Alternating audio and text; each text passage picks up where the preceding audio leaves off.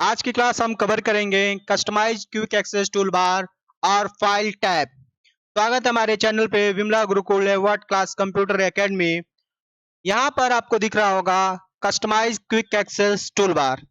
इस tool bar के help से हम बहुत सारे ऐसे सब टूल्स होंगे जिन्हें हम आसान तरीके से यूज करने के लिए हम शो करा सकते हैं। जैसे कि यहाँ पे न्यू है, तो न्यू पे जैसे आप क्लिक करेंगे तो कि यहाँ पे आपको एक टूल आपको यानी कि सब टूल देखने को मिल जाएगा। फिर उसके बाद यहाँ पर आएंगे, ओपन का यहाँ पे सब टूल मिल जाएगा। फिर यहाँ पे सेव का मिल जाएगा, ईमेल का मिल जाएगा और प्रिंट का मिल जाएगा, ठीक है। देखिए, ज्यादा से ज्यादा इन सारे टूल्स का यूज होता है हमारे रोजाना या आसान तरीके से यूज करने के पर्पज से। फाइल में आते हैं। फाइल यहाँ पे आपको दिखने को मिलेगा। मान लीजिए कि आपने कोई फाइल आपने कोई लेटर लिखा हुआ है और उस फाइल को आपको क्या करना है, सेव करना है। आप यहाँ से उसे सेव कर सकते हैं या फिर उस फाइल को दोबारा से आप सेव करना चाहते हैं किसी और नाम से, तो सेव एज का आप यूज कर सकते हैं। यहाँ पे जैसे आप क्लिक करेंगे या आपके पास कुछ ऐसा लोकेशन यानी कि डायलॉग बॉक्स ओपन होकर आएगा और इसे आपको जहां पर भी सेव करना है वहां पे आपको क्या करना है, क्लिक करना है और एक फोल्डर क्रिएट करके उस फोल्डर का नाम देंगे आप। जैसे कि हमने एक फोल्डर का नाम दे दिया यहाँ पे MS वर्ड, ठीक है। MS वर्ड आ गया हमारा। और MS वर्ड में आने के बाद यहाँ पे आपको देना फाइल नेम। जैसे कि आपके पास स्कूल बैग होता है तो आप कहते हैं स्कूल बैग, तो फोल्डर जस्ट लाइक अ स्कूल बैग। आप उस स्कूल बैग में बहुत सारे क्या रख सकते हैं, नोट्स रख सकते हैं।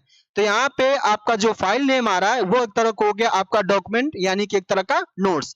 मान लीजिए कि हमारे पास एक मैथ का क्या है, एक नोट्स है, तो हमने यहाँ पे मैथ का हमने बना लिया फाइल नेम दे दिया। इस तरह से ये फाइल क्या हो गया, सेव हो गया। अब दोबारा से हमको सेव करना है, ठीक है। तो यहाँ पर आना है और यहाँ पे हम लोग दे लेते हैं हिंदी, दे लेते हैं हिंदी, हमने दे लिया। यानी एक ही फोल्डर में हमारे हमारे क्या हो गए, सारे नोट्स रख दिए गए MS वर्ड के। उसके बाद नीचे आते हैं। अगर कोई MS वर्ड का फाइल आपने बनाया है पहले से, आप उसे अगर ओपन करना चाहते हैं तो आप यहाँ से भी फाइल मेनू में जाकर यहाँ पे ओपन, यहाँ पे मिलेगा, आपको क्लिक करना है और वहां से आप क्या कर सकते हैं, ओपन आप कर सकते हैं जिस फाइल को भी आपको ओपन करना हो।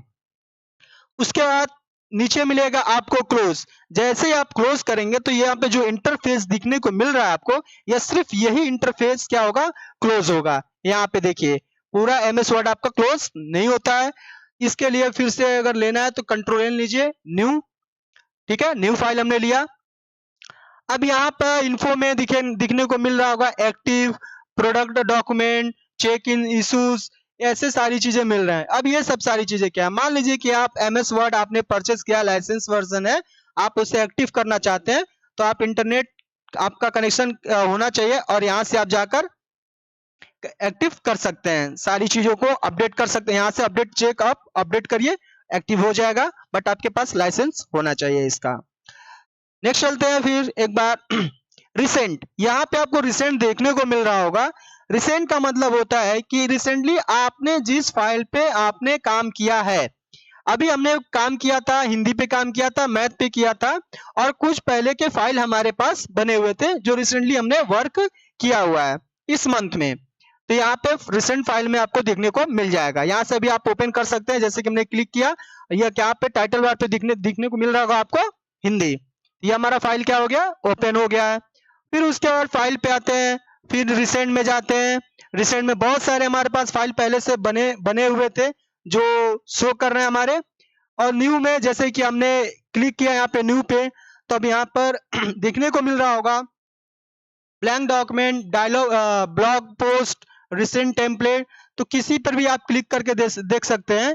यानी कि MS द्वारा दी जाने वाली क्या है, टेम्पलेट है। जैसे कि हमारे पास रिसेंट टेम्पलेट है, हम इस पर क्लिक करते हैं तो अभी हमारे पास यहाँ पे कोई फाइल शो नहीं कर रहा है, ठीक है, इंटरनेट से हमारा कनेक्शन नहीं है। यहाँ पे ब्लॉग पोस्ट पे हम लोग करके देखते हैं। तो क्रिएट जैसे करेंगे हमारे पास ब्लॉग पोस्ट ओपन होकर कुछ ऐसा चला आएगा, ठीक है। इसका आप यूज लेटर वगैरह में भी आप कर सकते हैं, ठीक है। मानिए आपको लेटर टाइप वगैरह करना तो आप इसमें कर सकते हैं। यहां से आपको क्लोज कर देना है। ठीक है, डोंट सेव कर लेते हैं क्योंकि हमें इस फाइल को सेव नहीं करना था। उसके बाद हमारे यहाँ पास आता है क्या, प्रिंट आता है। जिस डॉक्यूमेंट पे आपने या जिस लेटर पे जिस डॉक्यूमेंट पे आपने काम किया है और उस पे आपने लेटर टाइप किया है, उसको प्रिंट करना है तो आप यहाँ से भी प्रिंट कर सकते हैं। या आप सेव के साथ आप सेंड भी करना चाहते हैं तो सेव एंड सेंड पे क्लिक करिए, तो यहाँ से भी आपको देखने को मिल जाएगा सेंड यूजिंग मेल। यहाँ से आप डायरेक्ट मेल पे भी कर सकते हैं, सेव टू अपने वेबसाइट पे भी कर सकते हैं, सेव टू शेयर प्रिंट भी कर सकते हैं। ठीक है, यहाँ पे पब्लिश एंड ब्लॉग पोस्ट पे भी आप कर सकते हैं। ऐसे बहुत सारे आपके पास ऑप्शन है, इसे करके आप देखिएगा। और यहाँ पे हेल्प है तो आप हेल्प यहाँ पे हेल्प ले सकते हैं। माइक्रोसॉफ्ट क्या है इसके बारे में आपको मिल जाएगा, गेटिंग स्टार्टेड आपको मिल जाएगा। ठीक है, यहाँ पे कुछ ऑप्शंस बने हुए हैं, तो ऑप्शंस में आपको यहाँ पे जैसे कि जनरल में आपको देखने को मिल रहा होगा कि जो आपका इंटरफेस है वो किस तरह से दिख रहा है। यहाँ पे कलर स्कीम्स में हम देखेंगे, यहाँ पे मान लीजिए ब्लू कर रहे हैं तो हमारा इंटरफेस देखिएगा, जैसे ओके करेंगे यहाँ पे क्या हो गया, ब्लू हो गया। फिर से एक बार आते हैं ऑप्शन में आते हैं, यहाँ पे ब्लू को हटा के माने हमने ब्लैक कर दिया और ओके किया तो अब ये इंटरफेस क्या हो गया, हमारा ब्लैक हो गया। यानी हम इस ऑप्शन से हम क्या कर सकते हैं, अपने इंटरफेस की कलर हम चेंज कर लिया जनरल से जाकर। हम फिर से एक बार ब्लू कर देते हैं, यहाँ पे शो इन फीचर्स, फीचर्स मतलब यहाँ पे आपको जो दिख रहा है ये सब सारी चीजें, तो इसको डू नॉट सेव कर, डू नॉट फीचर्स आपको शो कराना आप कर सकते हैं। अब यहाँ पर डिस्प्ले, डिस्प्ले में आपको देखने को मिल जाएगा जैसे कि टैब कैरेक्टर, बैक स्पेस, ठीक है, इसके दिखने को मिल जाएगा। थोड़ा सा हम इसको हाईलाइट कर लेते हैं, शो नहीं कर रहा है और आपको प्रॉब्लम हो रहा होगा। और फिर हमारे पास print background closer image colours and image है, इसको भी कर लीजिए और ओके कर लीजिए। ठीक है, इस तरह से हमने समझा फाइल टैब को। नेक्स्ट क्लास में हम लोग समझेंगे होम टैब को। Thank you so much.